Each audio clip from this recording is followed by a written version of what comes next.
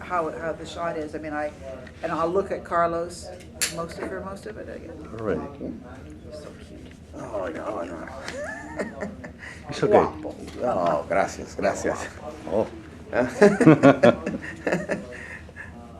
Yeah, it's okay. ¿Listo? ¿Ya está rodando? Ah. You ready? Well, hello. We have the honor to have with us Kim Campbell. She's not only the former Prime Minister of Canada, she's the head of the Movement for Democracy. She was the head of the You might want to community. just start again. Sorry, it's okay, dear. Okay. Okay. Yeah. Well, Yeah. I edit. Just so You had, and also her contribution to the Cruz de Madrid to be one of the fundamental institutions that joined the efforts of former presidents worldwide and continue supporting democracy in all over the world. Kim Campbell is one of these democratic fighters. It's a fundamental for the democratic movement worldwide.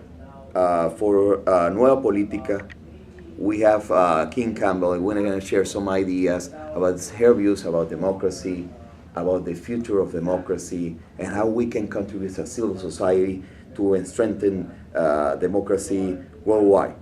The first question that we have, Kim, is why we have this concept, and how we can achieve this concept of democracy for all. Well, you know, it's interesting as democracies developed. The early ones started out with a very narrow range of people who were allowed to vote, people who had property, etc. But as governments, the scope of government has grown. But also people have learned, I mean, people won the right to vote, but we've also learned that democracy is just provides a lot more intelligent government if everybody is involved. So it's a question of efficiency and justice. So people who are affected by decisions that governments make ought to be consulted, ought to have a right, either through their representatives or directly or through civil society organizations who articulate what they need to politicians. They need to have that right. But also, the decisions that politicians make can sometimes just be really stupid and counterproductive if they aren't having a conversation with the people who are going to be affected. And I have to tell you, in my own political career, I think of the times that I've consulted with people. You know, I had an idea that I thought one could do something. And then you talk to the people who really live with the issue and know about it, and they point out why it won't work, or you know, why it's been tried before and isn't very effective. And they can really help you avoid a lot of really silly mistakes. And I think a lot of the bad governance that happens in terms of policies that don't meet the needs of society are often done by very well-intentioned people who think they are helping. But because they think that somehow they have to sit in their office or they have to sit in their parliamentary chamber and think things up and come up with answers, they don't understand that being a politician isn't to be somebody who has all the answers. What you do need to know are, what are the questions? And then you have to say, okay, who can help me answer this question? And who can help me design a response to this? How do I know that if I do this, it will work? And sometimes, like, you see things like welfare programs. Yesterday, I was at a very interesting presentation here in Lima on a program on social inclusion that the Inter-American Development Bank was doing. And people from governments in Chile and Peru were talking about systems of cash transfers and support for people. But they talked also about the ways of making them effective, and how sometimes people would make policies where money would be wasted, it wouldn't go to the right people, it wouldn't be very effective, or people didn't have the other support they needed to make that contribution useful to them. Well, you know, if you don't sit down and meet with these people, if you think, oh, government is for people who are wearing a shirt and tie, it's not for people who have their sleeves rolled up and are working, well, you'll just do dumb things and then you get waste. So it's efficiency, but it's also justice. If people are going to make decisions that affect our lives, as a matter of justice, democracy says that we have to have some say in that. And we won't always win the argument. You know, democracies have to govern very complex societies. We don't always get everything we want. But we accept it if we feel we've been heard, and if those who are making the decisions have done their best to try and balance the needs of people and maximize the benefits. So it's not only the electoral democracy is going to vote or be part of the electoral system. It's not only guarantee the electoral vote, it's also provide something else. Yeah. Well, what voting does. Voting gives legitimacy to the people who are there to solve the problems that are the meat and potatoes of politics. Lots of our problems are solved outside of politics, but the people who have the right to make the ultimate decisions that actually mobilize power in some way, fiscal power, maybe the power of the police, people have the right to say what is a crime, for example. They are legitimate in doing that because we elect them. But it's also the case that the role of the citizen doesn't end on election day. That's where civil society comes in, because civil society consists of citizens organized in all sorts of different ways to contribute to the process of solving the problems, by holding governments accountable, by making sure that people don't say, okay, now I'm elected and I don't have to listen to you, I'm going to go and do what I want. No, we're going to keep you accountable, but also we're going to help you understand what the issues are. We're going to bring people together and in a coherent way explain what the issues are in a particular poor quarter of town, what businesses need to be able to function. I mean, one of the things that governments sometimes do is pass millions of regulations that are very difficult for businesses to follow, or make doing business very difficult and complex and expensive. Good democracies streamline these processes. They create regulations that are essential for accountability, safety, these kinds of things. But they work with people to help them create their business or whatever they want to do. It's not a matter of kowtowing to business. On the contrary, it's a matter of seeing it as a partner. So there's a lot of ways in which those kind of communications help governments to be efficient, effective, to work with people, and to create education systems, to create the infrastructure we need, all of those things in the most effective way. What about the role of what we're gonna call in the next edition of our magazine, the fifth power, the civil society? Political society, economic society, but this civil society, the role in making this democracy accountable, and making leaders accountable, and also the contribution to work with the rest. How do you see this integration of effort from all the actors in place? I was a Soviet specialist in my youth, and in 1972, before you were born, I spent 3 months traveling the Soviet Union when I was a graduate student at the London School of Economics. And one of the things that was very characteristic of that society was that there was no civil society. You couldn't create a stamp club without the approval of the party. The party monopolized everything. And it was very debilitating for people. And I wondered, when communism came to an end, how people who had grown up in that system would be able to create civil society organizations. And it has taken some cultural change. There are some who've done it well, some for whom it's very different. I mean, I remember when we used to have Soviet emigres would come to Canada, and they'd sort of say, okay, where's my apartment and where's my job? And they were just so used to being so dependent on the state, and everything was looked after. But the price they paid for that was not having that ability to solve their own problems, to organize. If you have a big apartment building full of people with families, can you organize to create a daycare center? You need the state to do it, or could you do it yourself? I mean, these are the kinds of things. And so really thriving democracies are characterized by the ability of people to organize. Something happens, and the next thing you know, they're saying, well, let's form a group, and either we're going to go demonstrate in some kind. I have a home in France, so the French like to go to the street. In Canada, people, they go to the local government. When I was on the school board, we used to have delegations. People who used to come, and a regular part of every meeting was people coming, some representing organizations, some as individuals, telling us, or advocating a certain policy, or telling us about a certain problem, things that they felt we needed to respond to. And that dynamism, that ability, so to me, civil society isn't just organizations, and the organizations are a great part of it, but it's a kind of an attitude. It's people saying, we have a right to talk to our governments. Yes. And sometimes we'll do it individually. I might go meet with my member of parliament and say, here's a problem, there's a problem. Or I might form a group, and we might go to meet policymakers, or go to the street if we can't get a hearing, or whatever the technique is necessary. But civil society is such an important part of democracy because, as you say, it's a way of holding governments accountable, but it's also a way of doing all of the things in society that are not necessarily things for government to do, but of solving problems and figuring out what are the things that we need government to help us with, and what are the things that we can do ourselves and empower ourselves. And so many people who then succeed in politics are people who started out in civil society, and they learned how to organize and chair a meeting and give a speech and advocate and rally people. And sometimes these people turn out to be kind of natural leaders. And I remember a woman, Barbara Graham, who was the governor of the state of Oregon. I met her when we did some programs together at Harvard, and she started out, she had a son with learning disabilities, and she started out her engagement with governments trying to get the best educational opportunity for her son. And this is often a way women in particular get involved, because they have a challenge in their family and they're looking for the best possible opportunities for their children. And so other parents whose children had learning disabilities came to see her as a really good advocate, and the next thing you know, they saw her as a leader, and one day there she was, governor of the state of Oregon.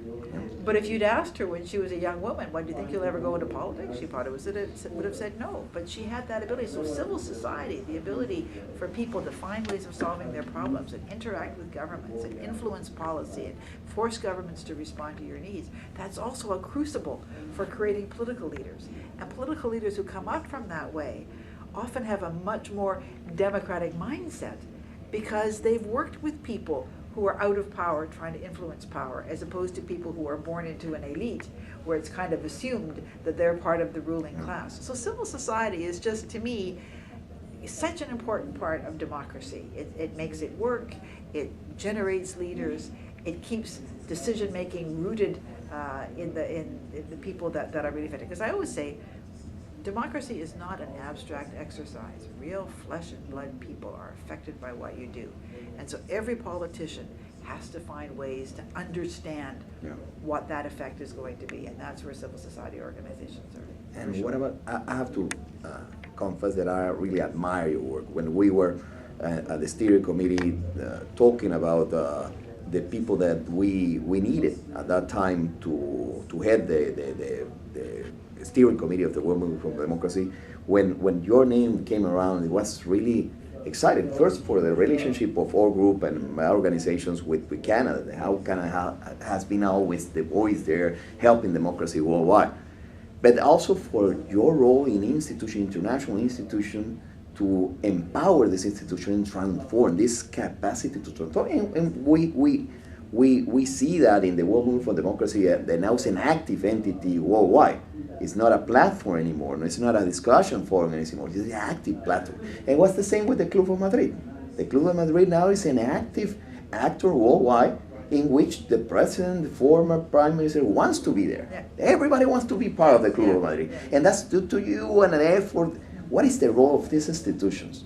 And the former presidents or the leaders from the World Movement for Democracy in building democracy worldwide and creating these bridges among everyone that believes in democracy. But you know, it's interesting. I'm kind of fundamentally lazy, and I hate wasting my time. So if I'm going to do something, I want it to mean something. I want to find a way to make a difference. And with the Club of Madrid, you know, we were formed after a meeting about democracy in Madrid in the fall of 2001, just after 9/11, as a matter of fact. And there was a very interesting chemistry between current and former leaders. It was a conference on democratic transition and consolidation. There were 34 current and former heads of state and government. There was interesting chemistry because the current leaders were very interested in talking to people who'd been there, done that, people who understood exactly their realities. Because being a political leader, it's a complex thing. You have your government role, your party role, your communication role, all of these different things you have to try and balance. And the former leaders could be very reflective on what they'd done. They could think about it and talk about their mistakes and what they would do differently.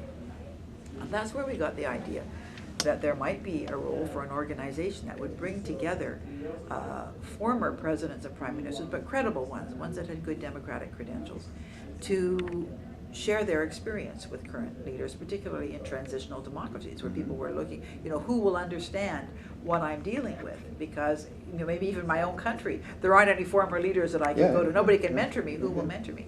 And that's how we started, but we also discovered that we had a great convening power. That when people got a letter from the Club de Madrid with all these names on it, you know, Bill Clinton, our honorary co-chair, and people like Cardoso and Lagos, and you know, wonderful Latin Americans, Valentin Paniagua of Peru, the late Valentin, he was the darling. He was excellent president. But the point is that when you got a letter with all these people's names on it, you thought, first of all, it's probably pretty safe. It's going to be a respectable gathering. And, oh, you know, maybe this is an interesting group of people. I'd like to come and share my expertise. So experts would come, whether we were looking at democracy and terrorism, whether we were looking at, you know, what the impact of the IMF conditionalities on, you know, on new governments, or any of these kinds of issues, we could build a relationship of trust. And so what we found was that as we created this organization and began to discover what these people could do, and our members are all, you know, they're busy, many of them have their own foundations, but they love getting together, first of all, they enjoy that, but they love the idea that they can use what they did to help open doors for people, that they can share what they know, but that also, by all coming together, we can create an entity that draws people in, that, for example, when we're working with women in peace and security in the Horn of Africa, I mean, these are remarkable women, you know, I mean, I feel it's a privilege to work with them because I never feared for my life when I was doing my political work, and these women are great. But our male members were very keen on working with them, and they would go to Khartoum or Abuja with these women to help them learn to, because they were learning to be part of peace and security, post-conflict negotiations, etc. They would take them to meet with the government leaders. And so if the former Prime Minister of Norway is with you, and it's a man, it's very clear that he thinks this is important. And just by being there, he can provide a safe space for these women. He can validate them. Well, you know, when you're able to do that, it's such a wonderful feeling that you can, just by showing up, even before you open your mouth to have intelligent things to say, you hope, that's a kind of a little bit of fairy dust that you can bring to an occasion that enables other people to make a difference, to be heard, to be recognized in their own societies. So it's turned out to be a very successful organization. We thought at one point maybe we should cap the membership at 75. Well, we're already over 90. So, and you know, we, like any organization, it's always a challenge getting the core funding and all that kind of stuff. But as I say, to me, I'm not interested in being part of something if it's not going to do something. But each of the organizations that I'm involved with have different ways of approaching the problem. I mean, Club of Madrid members are not available to do long projects. They go in and out and they do things. World Movement for Democracy has its own particular, you know, we're not governments, we're civil society. So we need to, each organization needs to say, what is it that we can do that nobody else is doing? And let's really be good at that. And if we want to help people do something else, maybe we'll create a partnership with another organization. So we're not undermining them, we're working with them. So each of us does really well what we do. And I think that as I say, I'm not interested in spinning my wheels. You know, we all know people who just love being busy for the sake of being busy. Anywhere, because it's impossible. Yeah, but I have, you know, as I say, I like to sit around and read a book and talk to my husband and play with my dog. So if I'm going to do something, I want it to be meaningful. But I find that the work that I've done in any of these organizations is so rewarding because I meet so many marvelous, courageous people. And it's such a privilege to be able, in any small way, to help them do what they do. And whether it's, you know, helping just organize the work of an organization or using the title that I earned in my political life, and any of these things is a privilege to be able to share. But at the end of the day, it's also very selfish what I do in these organizations, because meeting the people I meet and working with the people I work with, like our steering committee at the moment, you're all fabulous people.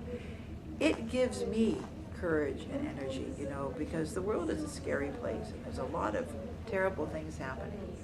And when you meet people who are refusing to be intimidated, who insist on continuing to work in their societies and give hope, it just, first of all, makes you proud to be a human being.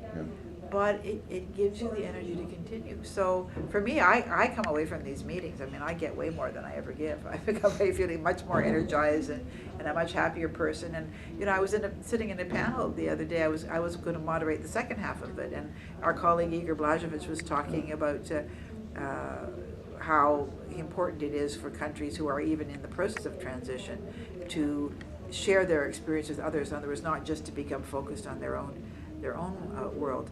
And I turned to David Lowe and I said, don't you just love these people? I mean, it was just that my heart was full of such love for this man and these people, all of them, who are giving so much. And, you know, so it's very selfish to be part of it. It's energetic. Yeah, it it's is. energetic. Well, we know that you have another activities. Thank you very much for your time, your inspiration, and we know that you're going to continue showing us that this is possible a change worldwide. Well, I thank you for you, Carlos, because I get your emails all the time telling me what's happening in your part of the world. The magazine, Nueva Politica, I mean, all the ways that you are finding to communicate and mobilize people in your own country, but throughout Latin America and throughout the world. And the wonderful thing about the World Movement, it enables people like you to have conversations with people anywhere in the world, to share ideas and encourage and gain friends. So it's really a delight, and I wish all the best for all the people who are listening to my words, to keep the courage, to keep the faith. Great things have been accomplished by people who were prepared to say, it's up to me. And Latin America is full of great Democrats and courageous people. And it's a privilege for me to be able to talk to you. So. Thank you very much. Thank you very much. Yeah. I'm still working in the project for the former president. I'm gonna achieve it. Yeah. Latin America and then the rest of the world. Yeah. I'm closing. Yeah. So we're gonna talk about that later. So create this interviews and all the database about the programs, the project that they develop. So develop the case. I even begin to talk with Ben Moses, to see if we can turn that into something more professional. Somebody was telling me that, I don't know if you were there when I can't even remember who was saying, that Cardoso's book, his memoir, the Portuguese version has more detail about the specific things he did than the English version, which is a great pity. This is everything. Yeah, but the English version, I guess the publishers thought they wanted to keep it maybe smaller and whatever, but in terms of the actual lessons that one can learn from things that he did, the Portuguese version is... it's actually a toolkit, yeah. because what you told me the other day, I was thinking about that. Sometimes people just like Paniagua. Paniagua for me was extraordinary Democrat, and he was there when Peru needed. Yeah. And he died Yeah. before telling the story. Yeah, yeah. The thing is that we cannot afford to still lose him. Yeah. These right people, Cardoso, Yeah. Lula, Yeah. and we have to, you have to have that in video and also a toolkit of experience Yeah. from the voice of the real actors of that. So we're gonna keep working on that. Good. Well, We're I can help. We're gonna achieve it. But Valentin Paniagua was just a Oh, darling. yeah, he was so sweet. extraordinary. Yeah. People. And I was Extraordinary. talking to somebody else about Raul Alfonsín. Yeah. Yeah. I remember we had a party at our place in Madrid. He loved coming to the Club of Madrid. And my husband had gone out and he'd seen some musicians on the street. And my husband's a musician himself. And he said, do you guys play parties? And they said, oh yeah. So he brought them. I think they were gypsies. And I said, keep them playing. But anyway, they were playing this wonderful music. And you were Tico Tico and things. And Raul and I were, he was like in his 80s and we were sort of dancing away. But, he's gone. And so many of these people that were just changing history dramatically in their time are gone, and some of them wrote memoirs, and Yeah, left it with something. sometimes some of them just live without that Yeah. because it's a sudden death. Yeah. Because you want to know, well, not just what did you do, but what did you think, and how did you make that decision, and what other pressures were on you? Because we don't necessarily know everything unless we can gather everybody Yes. who was ever there. And their insight is very important. But what is really important is to understand the chemistry of courage, that these people are all just people. Yes. But how did they manage to, have the courage, and how do they position themselves so they can actually accomplish something under what were often dangerous circumstances? And imagine an organization like Club Madrid or the World Movement. Because, well, it's in my view, Rhoda has been talking about a new project, then maybe you can think something like that. Providing someone, this is the courage, this is the people have been changing, and this is the video that you can use in any university, in any centers, and you're gonna have a database of real tools Yeah. of government. We have done a little bit of that in the Club of Madrid, but not enough, and it's one of the things that we've dreamed about doing. When István Jamardi created the Democracy Center in Budapest, I tried to persuade him. I said, well, because they're doing projects. And I said, well, why don't you become the archive of democratic transition? That sounds good. But he didn't. But you need somebody to say, this is what we're going to do. Yeah, this is time, this is the good thing, and we have to do it and keep going. Yeah. We're gonna achieve that. You're gonna see. Thank you very much. My pleasure.